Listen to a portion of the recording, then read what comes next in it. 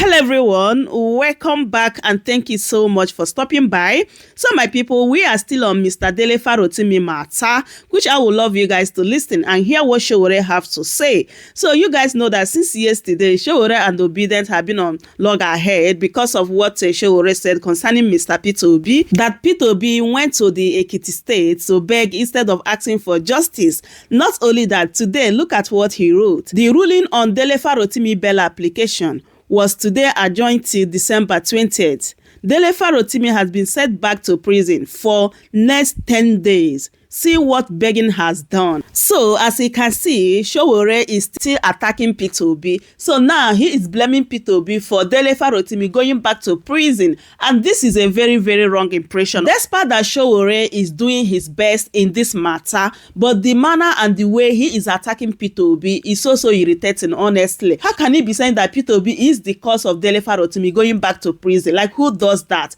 This is so childish. Let me allow you guys to listen and hear what Sowore said in this particular video.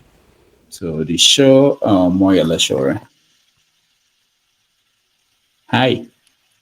Hi, good afternoon, everyone. Thanks for having. I apologize. It's been a long day, so I just want to briefly jump in and quickly jump out as soon as possible. Because my role here, I think today is specific, is regarding Dele Farotimi and what we are trying to do to get him out of the from what we need to do to pay the ransom to get him out of the hands of the kidnappers who kidnapped him from Lagos and kept him in Ekiti prison since last week. Yeah. So let's start with, have you heard from him? Were you able to talk to somebody who saw him? Yes, I've.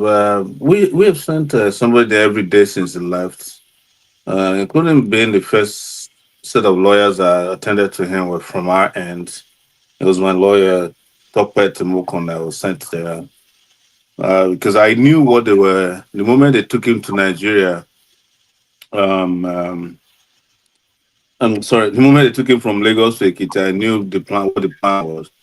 And primarily is to ensure that he doesn't get any kind of fair judicial treatment in that place. Because Chief Afet Babalola's SAN practically owns Ekiti state. If anybody owns a state, he's one of them. I think the other person is Danjuma, who owns Taraba State. So you can just distribute states like that. But this one guy who owns the states, practically, and they determine what happened in those states. And whenever they don't have control of the state, you can tell. For instance, I think during Fayemi's time, they didn't get along. I don't think the booty in the state was enough for the two of them. So they were always constantly fighting. So, as someone who's constantly been in this kind of situation, I knew what their plans were. I used to get him to court, ask him to, arraign him and then deny him bail. And before you know it, he will be out there until January. And how it works is that if they come on Tuesday to argue his bail, the police will say that they need more time to present their own argument against the bail. Typically, they will ask for 7 days. The judge will look at it and say, let me add 3 more days. So from December 10, it becomes December 20th. And then that date, the judges or magistrate will go on Christmas break until January 15th, basically. So if there's any other alternative pressure, Dele will be there in January. And what they do is, which is typically what they do is, they know they can't try him and get any fair. Even if the magistrate and the prosecutors are their children, the case can't be tried. They can't get any judgment in their own favor because they know what is involved. But what they do typically in this case is to obtain the punishment before the trial. So if you're going to spend 3 years in jail for cybercrime, well, they get to put you in detention for 3 months. That's enough for them. They're teaching you a lesson. So, what are your group planning to do to put pressure on the people holding him? It's not about people holding him pressure alone. I think where all Nigerians have agreed is that just like we used to for a long time understand we have a police problem or policing problem until we dealt with it with NSAS. I think people are starting to understand that there's a judiciary problem in Nigeria too that has to be dealt with decisively.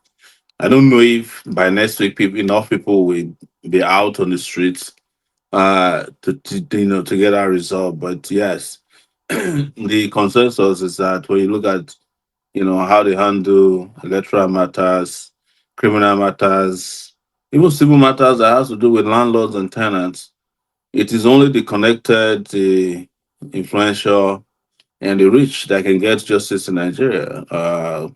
It's crazy, and I think everybody's had it up to here. Dele was just the last symbolism of it that shows how these rich people can just buy justice. And when you say justice, the American blacks in the civil rights era call it just us. It's just them.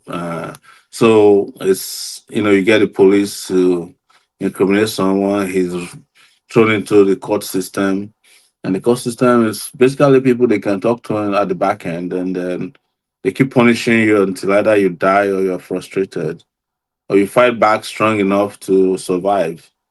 But typically, even before you survive, they would have obtained the punishment that they want against you. They did it to me, so I understand how these things operate. That are there things happening behind the scene that we don't see that you can? I have a feeling that they're talking to themselves. I think they've realized that this blew up in their faces, and I suspect that's the reason they went for the second uh, charge or set of charges at the federal high court.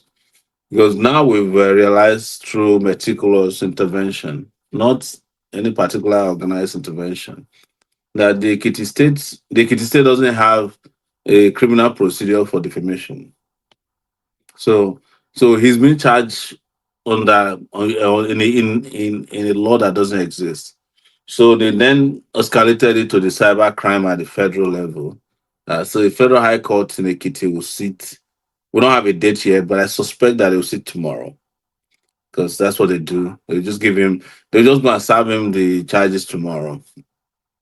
I'm not a lawyer, but what I do typically, what I advise lawyers to do typically in this case is that the day they are charging them, apply for bail in writing. It doesn't matter what they are charging for. Typically, a magistrate court is supposed to accept oral bail applications, but it's still the discretion of the magistrate. Uh, so he had asked, or whomever the magistrate is, has asked for a written application for bail.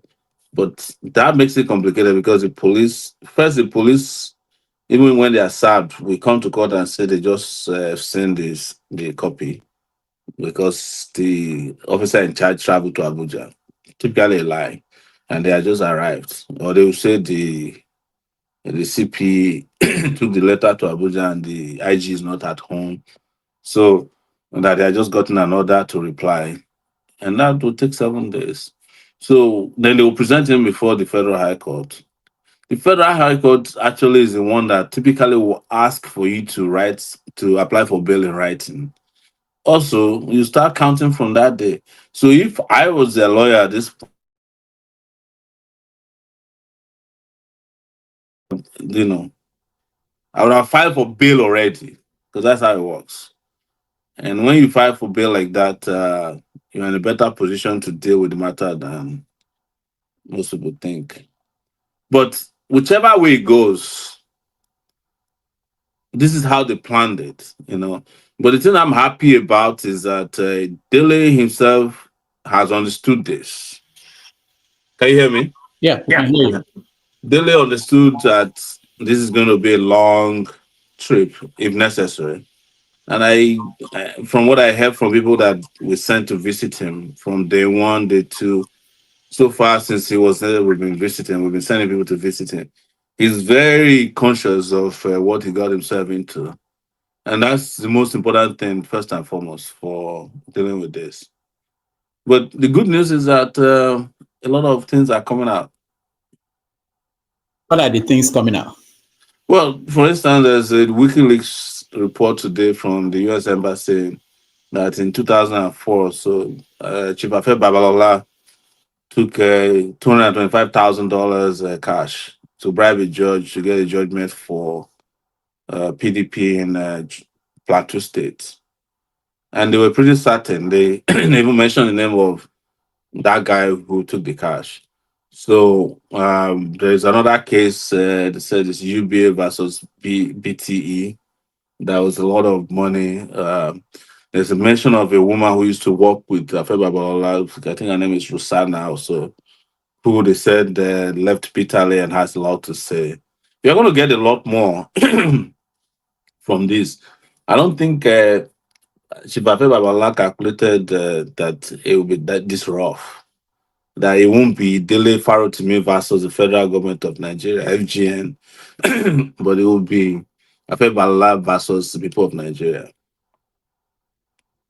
So how do you think this will end based on your own experience? You can't pretend it. I mean, sorry, you can't. I don't think anybody can prophesy how it ends, but I know that it will not end well for them.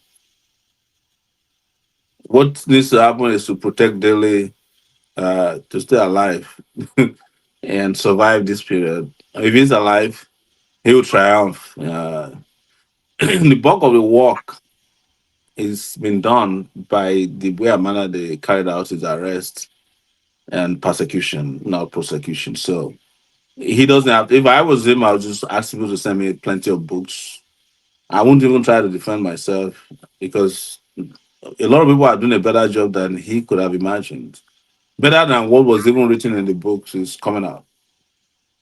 Were you surprised by the reaction of some people in the judiciary system in Nigeria? There are some lawyers who've been responding.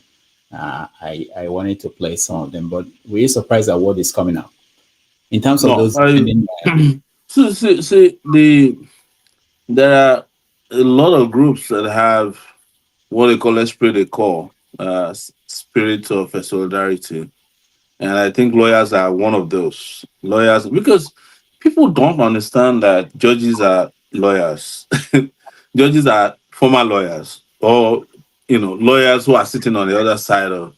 So, and who's the reason why they call them a judge is because there's this extraordinary belief that they are so clean, clear, and and honest to take a position on matters that, regardless of who is affected, they will be fair. That is why the symbol of justice is that lady justice that is blind, right? So, but when they were designing lady justice, they didn't calculate that the judges in Nigeria will be men who are not blind.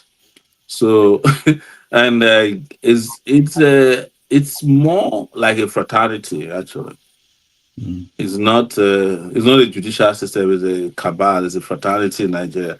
So they are all defending the workshop of the judiciary because if the judiciary goes down, a lot of people will go down with it, including businesses, wealth.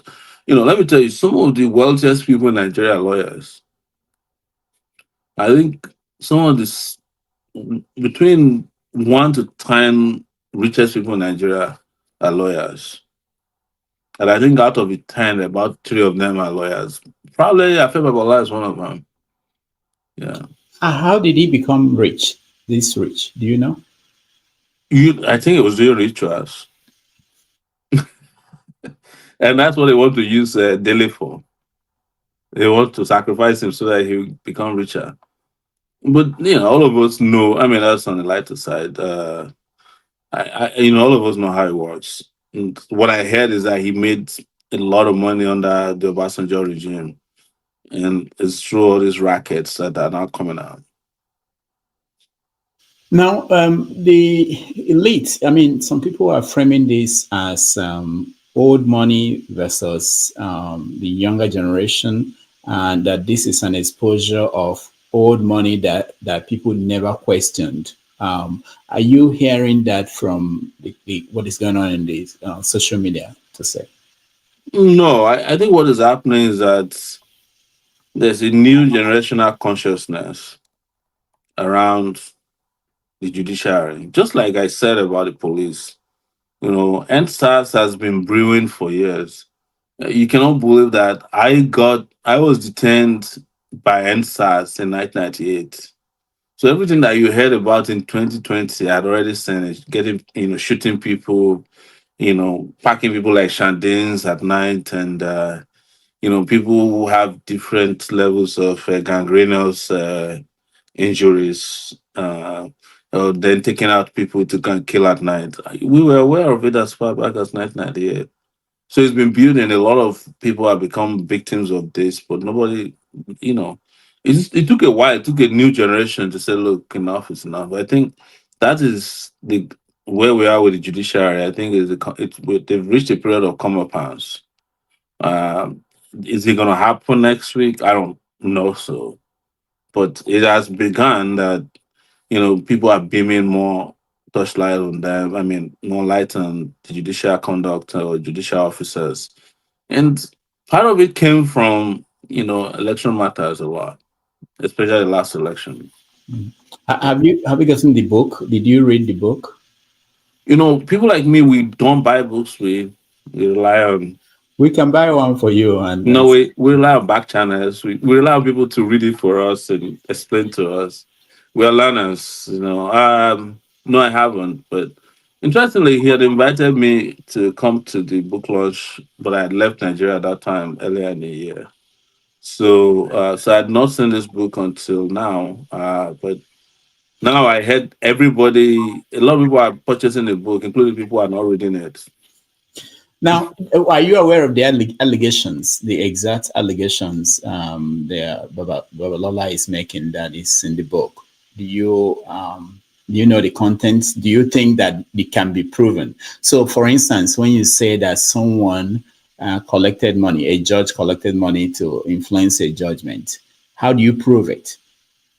I I've seen the charges, and their contention is that they were criminally defamed because that whatever happened, he must provide the proof. Uh, but what has ruined the case is that you can't ask somebody to provide it. You can't challenge somebody to a fight when you handcuff their hands backwards. So that's no longer a fight. That's what people are saying. Like, if you want him to prove, let him prove it in a civil trial. We're all waiting. The gallery will be filled up. But as someone who is been a regular in these cases, libel cases, I tell you, people who are quick to sue you for libel are people who have something to hide. And they typically don't want to go far even in the trial. It's the only libel case I ever lost was to an SAN, Yusuf Ali from Kwara State. He never served me a copy of I think two, and they were in Abuja. So I wasn't aware. He was just conducting a one-side trial because they don't want me to be in court, even though I met him in court before. And he knows my location because I'm always in court in Abuja. So I've seen him in court, and we greeted. And they said, "Oh, somebody told me that's Yusuf Ali," but he never said, "Oh, this is an opportunity to serve you." So because you know that fella, popular fella saying that if you take me to court, I will open book for you. There is this urban legend. I don't know how true it is that she wrote to me Williams once sued Gani Fahimi for libel too, and when they came in court, everybody was prevailing on Gani to go and apologize to because FRA Williams was the law.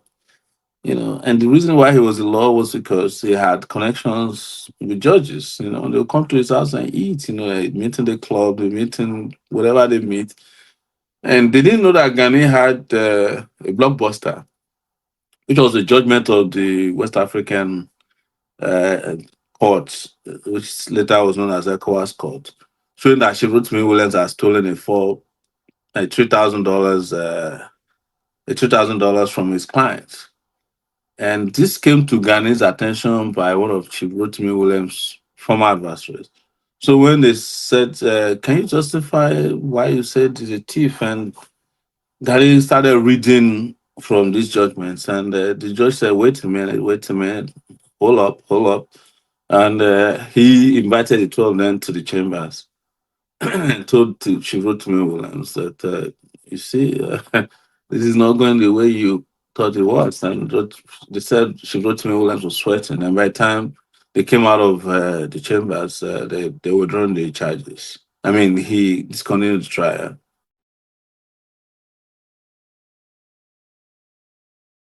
They make it sound.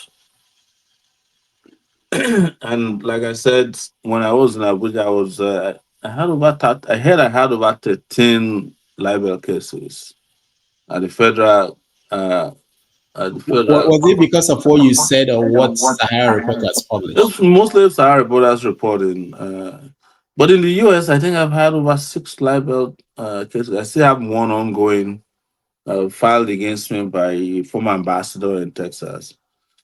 So, but where the difference is that here you can prove your case. In Nigeria, you can't. They will never let you prove your case, either by making sure you don't get the details of the case files, or you are not even served subpoena or summons of the case. Because they want to win, most importantly, they want to win and they want to prove to the court that they defeated you without a trial. But it gets complicated in the US because to prove libel here, you have to jump a lot of hoops, and firstly, you have to be able to really prove that the person libel you. But in Nigeria, you don't have opportunity to question the person who say you libeled him. You don't have opportunity to subpoena documents. In the US, you can. So, and you don't have several other opportunities that present itself here where the court provides you opportunity to, when you move beyond challenging jurisdiction and all that, to question even your adversaries. So that doesn't present itself in Nigeria. It's just the big man versus the rest of us. So what happens on Tuesday? Well, there'll be protests in London. There'll be in Ekiti, Lagos. There'll be in Canada and Abuja, the Federal Ministry of Justice.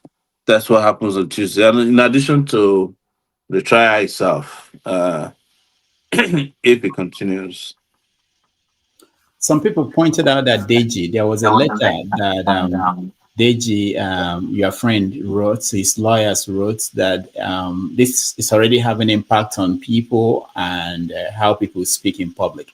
Do you have anything you can say about it? I have not seen such a letter I've heard that Deji wrote a letter retracting a statement he made about PDP leaders, but I've not seen a letter, and I'm not here to speak for Deji. So we're here talking about Dele and the way he was rough handled and his case. Uh, you know, that's what we're talking about, not. Yeah, okay. I know that you've been in different detentions and prisons. Where Deji is, can you give us an idea what kind of place it is? Do you have? Where Dele is. Dele, yeah, sorry, Dele, magistrate. I would imagine it's a medium security prison in Ekiti, but it'll be a dirty, abandoned building. I'm not worried about where he sleeps, but the fact that he's responsible for feeding the entire prison population.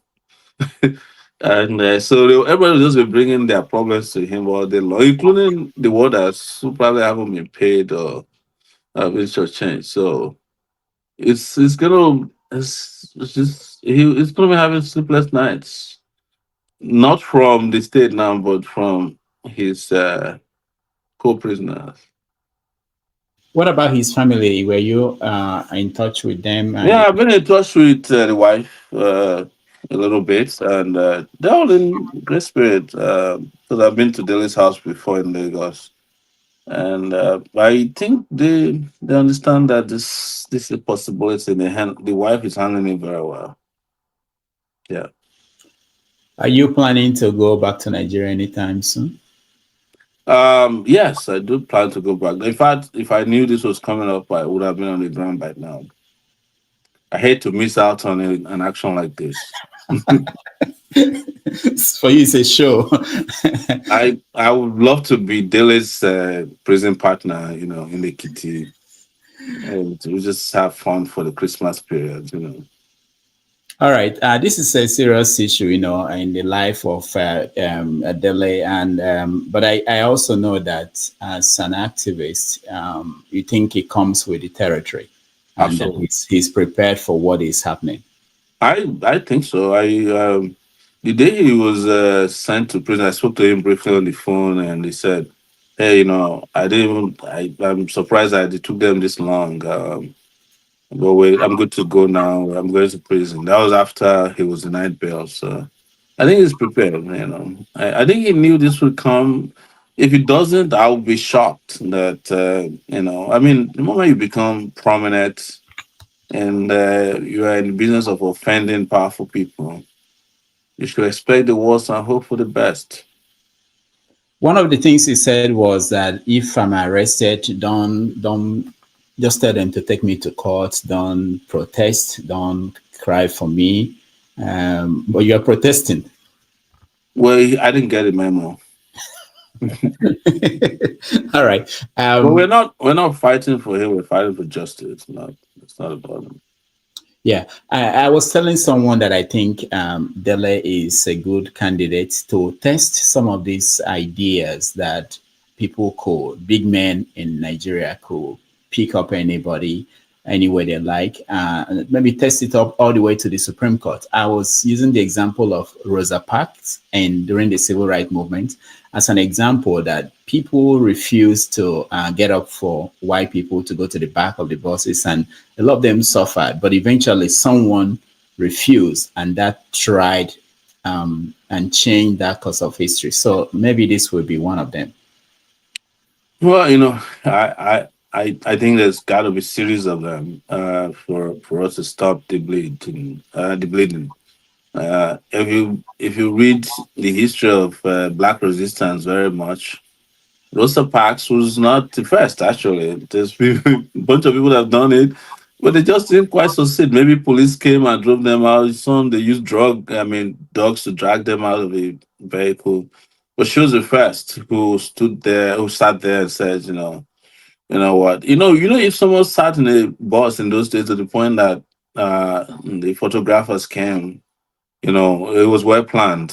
So, um, but I wasn't there, so I don't know if the photograph was taken on that day or if it was a reenactment. But you see, what Dele has done is remarkable, but there's a lot more that needs to be done just beyond just him not getting up from it. But what is remarkable about it is that his own experience has brought a lot of us together to realize that, hey, wait a minute. If we continue like this, nobody will be left pretty soon. Because you're talking about Delhi, there's a guy that Bonner Boy kept in detention, Speed Darlington. There's a guy called Ijele who's been in detention because one Ebuka Obi prophet in the East kept him there because of, there's several persons who have languishing in detention. There's some bloggers, four of them, that have been in detention because they claim they libeled the managing director of GT Bank. Too many people, So so these laws that you're seeing now, they actually used to be called sedition laws during colonial era. And they're supposed to have been abrogated by states, but a lot of states kept them and they're using them in addition to the cybercrime law as amended, which doesn't even permit what they are doing now. So until the point that it's not just people like Dele resisting, but even lawyers who take people to court for these illegal charges ought to be losing their licenses for doing so. Well, we're not there yet. Maybe until we get a revolution on our hands.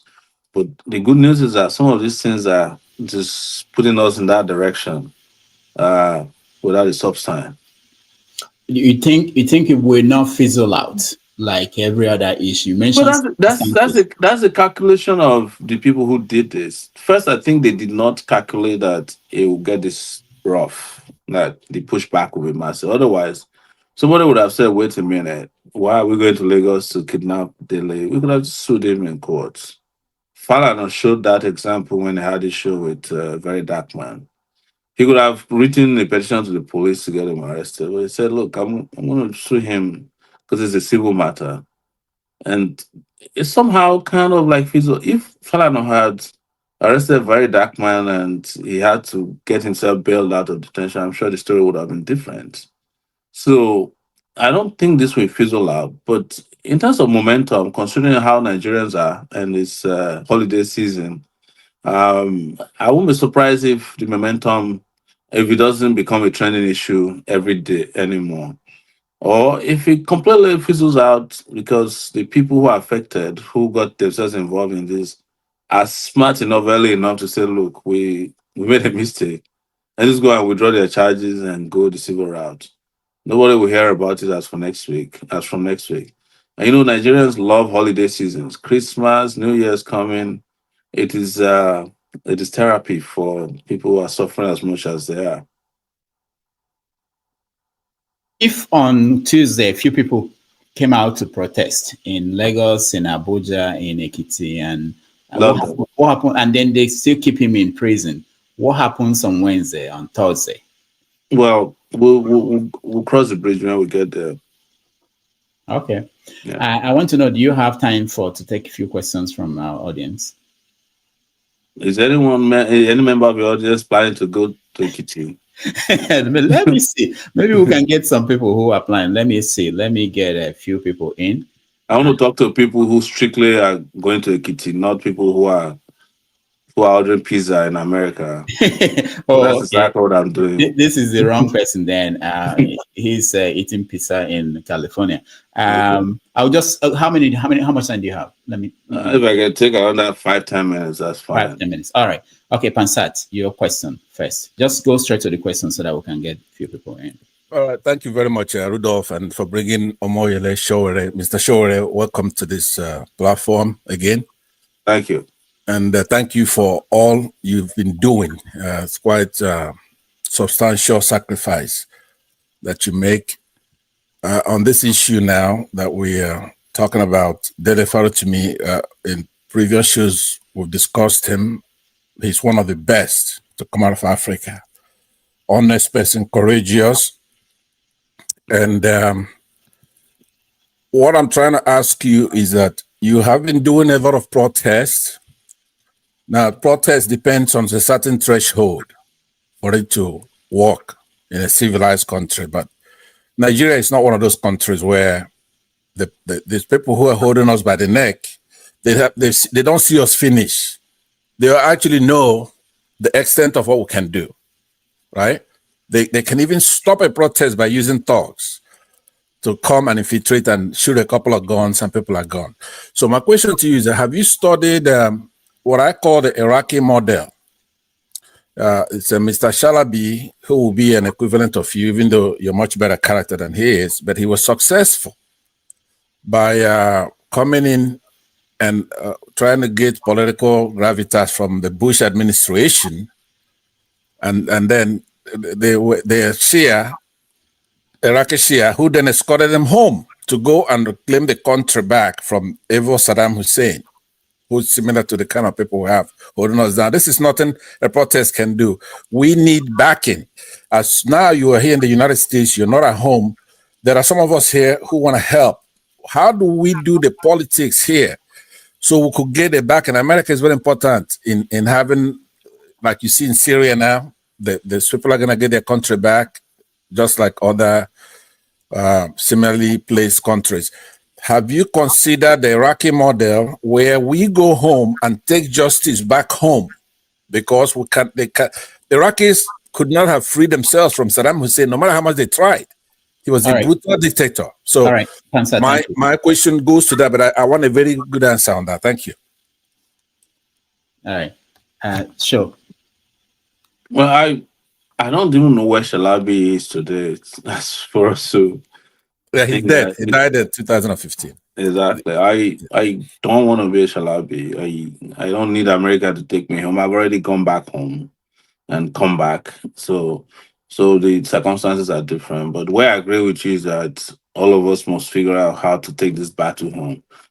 On the back of America, I don't know if you want to think about what American interest is in Nigeria first, because they're not. I don't think Americans are out to see the world as much as you trust them. And I know this for a fact that they have more than enough problems on their hands these days to the point that I don't think Nigeria is their priority. If it is, it's not to help you liberate your country. It's probably for a different reason, and you don't want to think about that.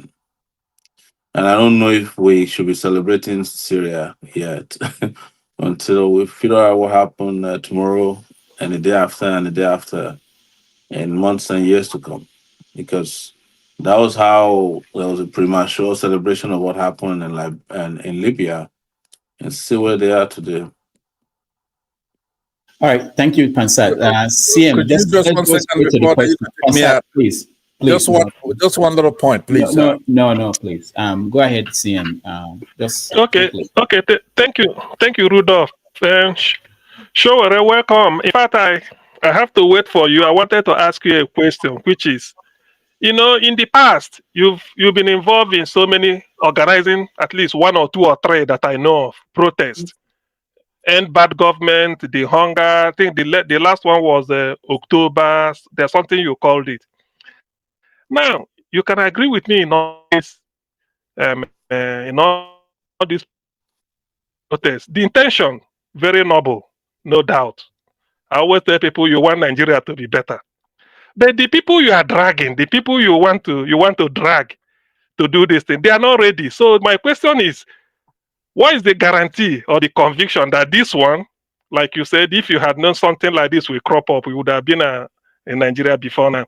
So what is the guarantee that this particular one that is going to take place on the 10th of December is not going to be like the previous ones, in which in a nation of about 100 million youths, to say the least, not up to 100,000 or 500,000 came out for protest. Don't you think Nigerians they are not yet ready? People you are dragging and unwilling people. That's what I'm trying to find out from you. All right, thank you, CM. It's not about them being ready. It's about me being convinced that the struggle for the liberation of the Nigerian people is a ceaseless struggle. But I also understand that it's a thankless job. That's what you are referring to, that these people are not ready.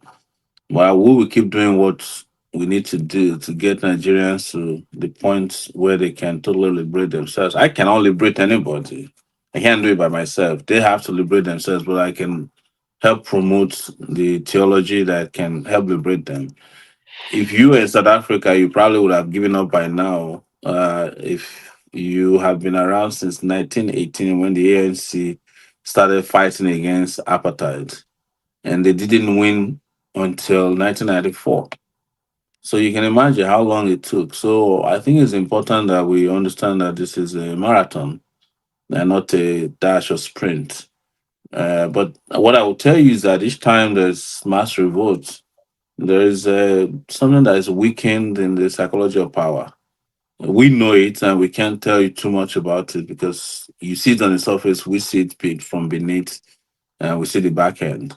Even the idea alone that there's going to be a protest for Dele is already causing them to change strategy. But that pressure, we would not understand how far and how well the introduction of protests into this will help Dele until tomorrow or next. So let's wait. Okay. Let's go to Jagan. Very good day to you. Thank you, Rudolph. Very good day to you, Mr. Sowore. The first time I'm meeting you here, even though I've seen you a couple of times. Two questions, really. One, I asked earlier to Dr. Haruna how important it is to make sure that there are people that always come to the fore, because the Nigerian polity would strip the voices of those who are brave enough to speak. How important is that to you? One question. And two, the other one is very minute. It's not so important. You don't have to answer it if you don't wish. It's a small debate that I have with another panelist. They say that you are not a Yoruba, even though you are from Ilaje, which is my area. And I wondered, I said, I'm sure this guy is a Yoruba, not an Ijo, which is what they are calling you. Can you clarify that for me? Those are my two questions. Well, I'll start with your last question. Who cares where I come from? Indeed, you don't have to answer it. You might care about it. I don't care, because a lot of people who are asking whether I'm Yoruba or Ijo, they themselves are no longer even Nigerians. Some of them are Americans, British, So I do not pay attention or pay so much time or energy to, that ethnic identity, because it doesn't do anything to me as a person. I'm a human being. That's the most important thing. But if you've seen a video floating around of a child that was thrown into a lake recently, it's been floating around for 3 days. That's where I come from. I'm from the riverine part of Ondo State. I'm actually not Elijah. I'm a Joe Apoy on Okay. record. Yes. Okay. So, but we are the Yoruba speaking Ijos from Ondo State. My great grandparents come from Elisha, through Ijebu. In fact, my name Sowore Yes. is named after a river still in existence in Oriade area of Ijebu. So Momobe. yeah. So there's a lake still in existence there called Sowore till tomorrow. So I don't know how to be explaining to people where I come from. I come Fair from enough. too many places. Fair enough. So if they break up Nigeria today, I'm one of the people who will be on the waiting list to determine where I go. But it's regarding your first question, which is why do we step up? I think we should consider it as a privilege also that we can step up in a country that has 200 million people. And that some of us have built ourselves to just step up for others, step up for ourselves, and try to have a homeland that is, that respects human dignity, and that we do not subscribe to this idea that we should be second slaves. We should be slaves in our homeland, and that's important. But you see, there's a lot of pieces that have come together today that can make anybody step up. What you're saying, the conversation we're having today is making you step up, because you will be shocked by that there are people watching this who are going to go back and say, IG, we can't do this. So Suarez and having some conversation with some guys and they're planning to shut down this country. It may not be what we are planning, but all of this have every voice coming to the fore to discuss what is right and wrong is important. And I don't attach too much importance to myself as one single voice to make it happen. But maybe I'm notorious for stepping forward, too frequently. But all of us are doing so at the same time. I see this daily matter, for instance, and I'm surprised that what they're worried about is not that Dele was arrested. Is the biggest worry is that how many people are complaining about it? Because for them, this is like what they call two fighting in Nigeria. Why is everybody interested? They didn't calculate that this Sunday you'll be talking about it. All of you will be talking about it on the show. But it is where we are. There are things that are acceptable to us and things that are unacceptable. But I'll say finally, I've always said this, that if you take all of these people that are on this show today, about 10 of you, and it asks you where would you rather be, I think home would be your answer, except maybe Hansard. All right, thank you. Let me go to Matt. Matt, you're next. Oh, uh, thank you so much, Mr. Rudolph, for this opportunity. And Mr. Shore, once again, I'm so happy to meet you again. I don't know when you'll be coming to Spain again, huh? I don't know when you'll be visiting again in Barcelona. We are missing you here. Anyway, I just want to ask one question and then appreciate you for all that you have been doing because it's not an easy task, it's not an easy job. You have been doing great, fighting for others, trying to, fight for, those that are being oppressed. That's a very good one from you. I pray that God will keep protecting you and guide you also. What I want to ask you is this, please. Why do we always allow these things to happen before we start agitating? Why don't we try to prevent it? Because I don't know this type of, I don't know what I will call it in Nigeria. We always allow these problems to happen, then we start discussing it. But in other places, it doesn't apply like that. It's just they stop it before it happens. Like now, we are complaining about the judiciary, the police. We forget about the police that came to arrest him. They are All all right, all involved right. in Matt, this. Matt, we have So to what do round up. we We do? don't have What do we time. do? What do Mm. we do? What do we do to avoid it? Avoid Matt, this happening? the question you asked is very simple answer. What we need are the numbers, right? So if we want to prevent another delay from happening next week or next month, you have an opportunity now on Tuesday. Mobilize everybody. Even in Spain, go to the Nigerian embassy in Spain with 100 people. Let the London people rise up, let Canada, US, but most importantly at home in Nigeria. Rent a bus for the people who want to go to Ekiti. Don't give me the money, right? Before somebody turns it around and say, yeah, but just look for somebody to give them a bus. Let people flood the kitty on that day. There's nothing they can do. I know them. So you will see that nobody will ever try this again. Are you getting my point? I often refer, I use myself as an example. I have thrown my life on the lines a lot of times, and I know that each time I do that, it's like a line in the sand that the state don't want to cross anymore because the consequences that befalls the state. But imagine if, as I'm doing it, somebody is doing it elsewhere across the country in 36 states, in all the major cities. We will. Nobody will ever do this again. So the answer is numbers, commitment. As much as I want to praise how we talk on the internet, also talking too much sometimes doesn't make any difference. We just talk, talk, talk. Next week we are back again. We talk, talk, talk, talk. The people you are talking to, they know that you are coming back to talk. It's like you all are talking heads. They respect people who act, not people who talk too much. So any talking that doesn't lead to action, please, forget it. They would look today. They just had election in Ghana. By 12 noon Ghanaian time, they had announced the winner. The other side had considered. That's the night time in Ghana that they've had transition to demo. I mean, they've had civilian elections. Even INEC chairman was there, shamelessly praising the process. Oh, But he's going to go back and rig the next election. That one is certain. Why? Because you and I tolerate it.